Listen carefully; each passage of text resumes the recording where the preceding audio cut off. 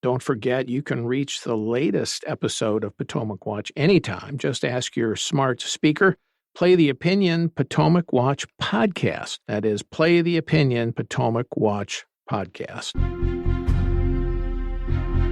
From the opinion pages of the Wall Street Journal, this is Potomac Watch.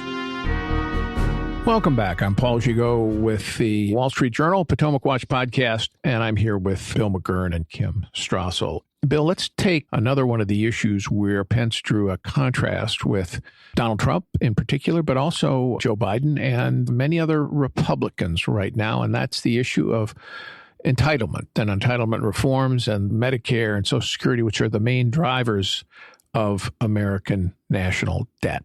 Let's listen. But I think the first challenge is simply being straight with the American people about the challenges that we're facing in this country. We have a debt the size of our nation's economy for the first time since World War II. Nobody's talking about it. You have 70 members of the Senate, including many Democrats, who are supporting a bill that would simply bring people to the table to talk about entitlement reform, and Joe Biden opposes it. Joe Biden's policy is insolvency. And unfortunately, my former running mate's policy is the same. I was going to say exactly that. Not only Joe Biden, but Donald Trump seems to oppose it, right? Donald Trump has taken the same position Joe Biden has taken. I think we owe those granddaughters of mine more than that. Bill, what do you make of that? That's not thought to be a popular position, not just in the country, but in the party. No, it's a gutsy position. Look, I was there in the Bush administration.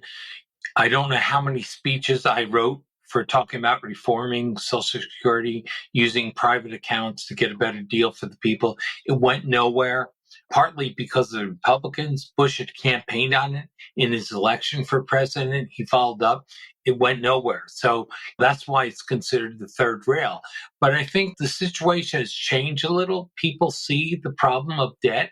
And the fact is that there's going to be some tough decisions if Biden is elected for another term and puts off Social Security reform, because then it'll be too late to gradually implement steps to save it. So I think it's a welcome step. I'd like to see, him say that on the debate stage with Joe Biden, that would then have a real debate. I mean, it's part of the reason the debt ceiling thing in some ways is minuscule, because if entitlements are not part of it, we're not really addressing the real spending problems we have. So it's welcome that he brings it up. And I think it shows the confidence that he has the stronger of the arguments. I was impressed with his presentation on entitlements. The clip we had doesn't quite get all of the aspects of his argument, but he certainly understands the subject. He understands how to talk about the subject. The question is whether or not there's a resonance now to do so in the electorate. And we shall see. But I agree with you, Bill. I think it's most welcome that he is going to be willing to talk about this. Another issue, Kim, that Pence himself is, of course, closely associated with because of his longstanding views on opposed to abortion. And that is, what do Republicans do now in the wake of the victory in Dobbs that overturned Roe v. Wade? And he was, I think, very interesting on it. He supports a 15-week ban that would be passed by Congress rather than just let the issue go to the states. And he said that if we just let the states decide now, which is actually my point of view, it's a form of surrender for the pro-life movement. The Democrats are pressing a national bill. Republicans have to have a response. And he said, once you have that response, you have 15 weeks. He thinks it's reasonable to push for that. He doesn't anticipate that it would pass easily, but you have to have that position. And then you turn and you go and say, now look at how radical the Democratic abortion position is. And he listed all of that, including taxpayer funding for abortions right up to the moment of birth. Is that sellable, Kim? Yes, I do think it's sellable. Look, I don't necessarily agree with it as a matter of politics or policy. I agree with you. I think we should return this to the states. And one of his rivals, Nikki Haley, I think has made a very good point that you can nationalize this debate, but in doing so, you're putting forward an issue that Republicans aren't going to win anyway, because it's never going to pass the Senate. You're never going to have 60 Republicans that you would need to overcome a filibuster and get it into law. But Pence's argument, I think, does have some validity because the number that he has landed on is one that many Americans find reasonable. That big middle part of America thinks that that's a number that is pretty sensible. Also kind of puts us more in line with other European countries, for instance.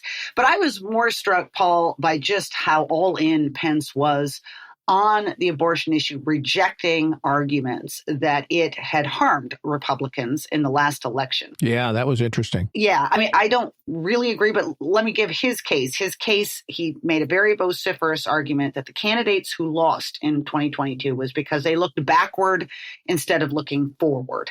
And then he cited a number of examples where he said that the abortion issue not only didn't harm Republicans, might have helped. He pointed out Brian Kemp, who was reelected as governor in Georgia, noted that he won despite having signed a heartbeat law and despite the fact that Democrats had put national attention on that race and given tons of money to his competitor, Stacey Abrams.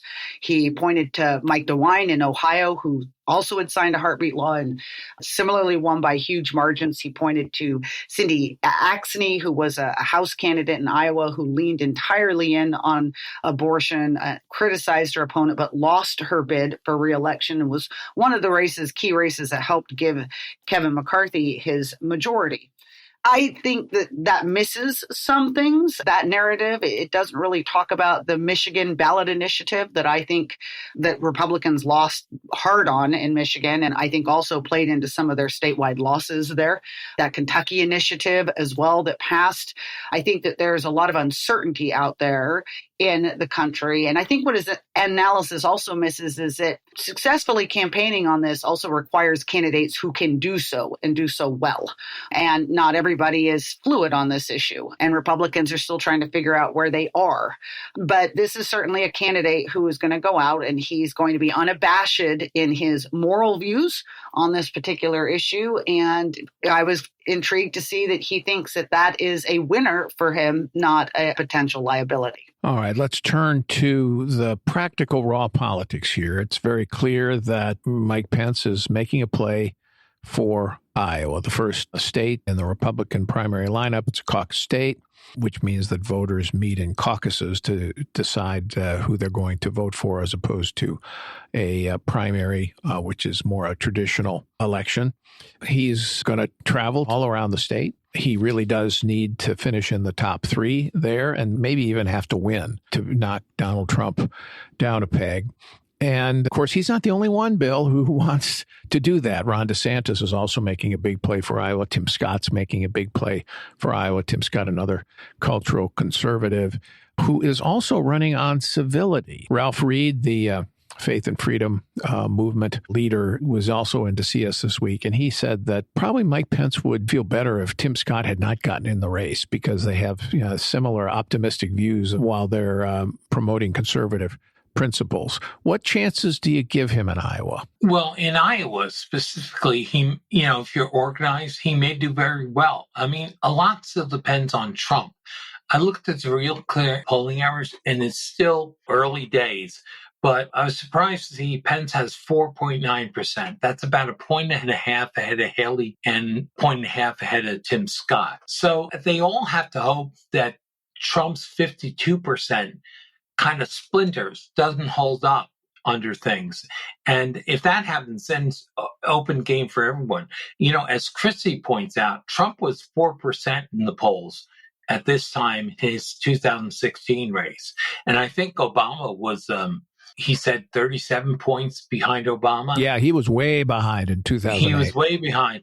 So there is a lot open. I think it's harder for Pence because there's more opposition from the Trump faction than there is to DeSantis.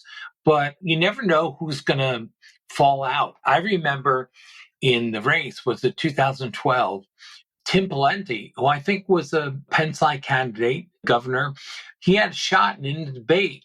He was asked about calling the healthcare plan that Romney had in Massachusetts, Romney Care, and he froze. He couldn't repeat it in front of Romney. And I think it took him out of the race. And I think he might have been a serious contender otherwise. So races always have people that fall out, they make a blunder, or someone makes a good showing and changes the whole lineup. That's what makes it exciting. Yeah, I sure hope you're right about that this time, Bill, because we do need a shakeup. The idea that we're careening towards a Biden-Trump rematch is not consoling to tens of millions of Americans. But the Pence strategic problem, Kim, one of them is that he's running against a former running mate and the former governing mate. And Pence wants to take credit, as he should, for the accomplishments of the administration, because he really did behind the scenes contribute enormously to personnel decisions, the best personnel decisions, and to many of the policy decisions and victories. On the other hand, he has to criticize the president, the former president, for the things that he did that were a problem or the failures of the administration. That's a hard line to walk. Yeah, it is. And that's why one thing he's going to do, as noted, is that he's going to make the argument that Donald Trump has changed on some of these issues, in particular on foreign policy.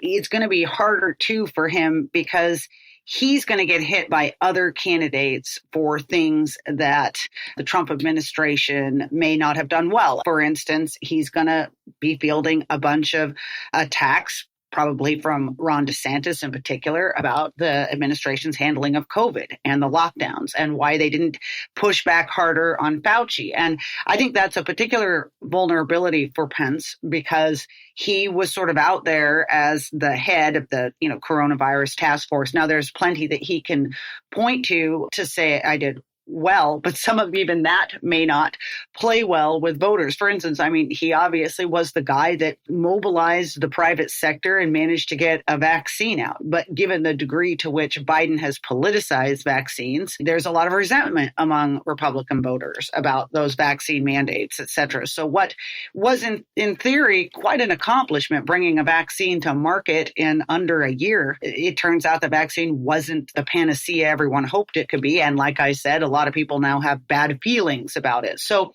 there's a lot of things that are going to be tricky about this for him. And I'd argue that that's probably why he's going to put a lot more emphasis on himself and his own qualities and et cetera, rather than maybe spend as much time as he might just going after Trump.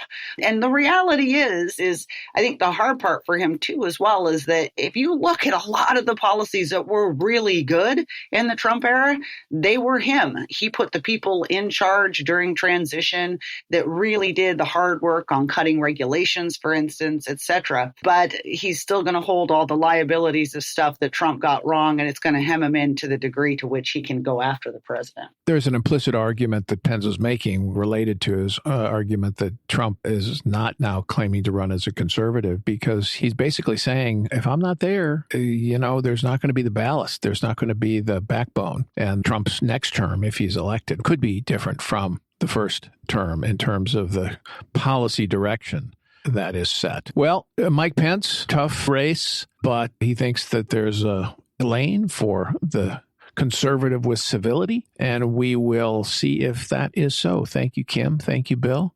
Thank you all for listening. We'll have more of the candidates coming through here in the next few months, and we hope you will be with us every day on Potomac Watch.